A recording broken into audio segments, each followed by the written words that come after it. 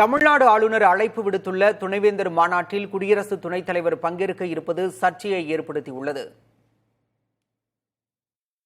ஆளுநருக்கு எதிரான வழக்கில் அண்மையில் தீர்ப்பளித்த உச்சநீதிமன்றம் 10 மசோதாக்களை ஆளுநர் கையெழுத்தின்றி சட்டமாக்கி ஆணையிட்டது.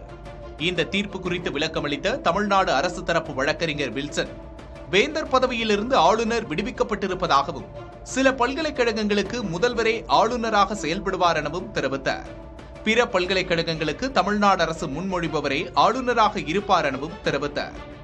இப்படியான சூழலில்தான் ஆளுநர் ரவி வரும் 25, 26ஆம் தேதிகளில் துணைவேந்தர்கள் மாநாட்டிற்கு அழைப்பு விடுத்துள்ளார். ஆளுநரின் இந்த நடவடிக்கைக்கு திமுக மற்றும் அதன் கூட்டணி கட்சிகள் உள்ளிட்டவை எதிர்ப்பு தெரிவித்துள்ளன. இந்த சூழலில் இந்த மாநாட்டில் சிறப்பு அழைப்பாளராக குடியரசு துணைத் தலைவர் ஜெகதீப் தன்கர் பங்கேற்க உள்ளார். ஆளுநருக்கு எதிரான வழக்கின் தீர்ப்பு தொடர்பாக உச்சநீதிமன்றத்தை விமர்சித்து கண்டனத்திற்கு ஆளான அவர் ஆளுநர் ரவியின் அழைப்பின் பேரில் இந்த மாநாட்டில் பங்கேற்கிறார். இதனால் ஆளுநர் அழைப்பு விடுத்துள்ள துணைவேந்தர் மாநாடு தொடர்பான சர்ச்சை தீவிரமடைந்துள்ளது. அதே வேளையில் இந்த மாநாட்டை தமிழ்நாடு அரசும் அமைச்சர்களும் புறக்கணிக்க வாய்ப்புள்ளதாக கூறப்படுகிறது.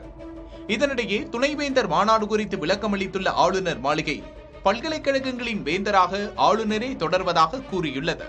துணைவேந்தரை நியமிக்கும் அதிகாரம் மட்டுமே தமிழக அரசுக்கு கொடுக்கப்பட்டிருப்பதாகவும் பல்கலைக்கழக பட்டமளிப்பு விழா மற்றும் துணைவேந்தர்கள் மாநாடு நடத்துவதற்கு ஆளுநருக்கு அதிகாரம் உள்ளதாகவும் தெரிவித்துள்ளது. உச்சநீதிமன்றத்தின் தீர்ப்புக்கு பிறகும் தமிழ்நாடு அரசு ஆளுநர் இடையே தொடரும் மோதல் போக்கு அரசமைப்பு நெருக்கடிக்கு வழிவகுக்கலாம் என்று கருதப்படுகிறது.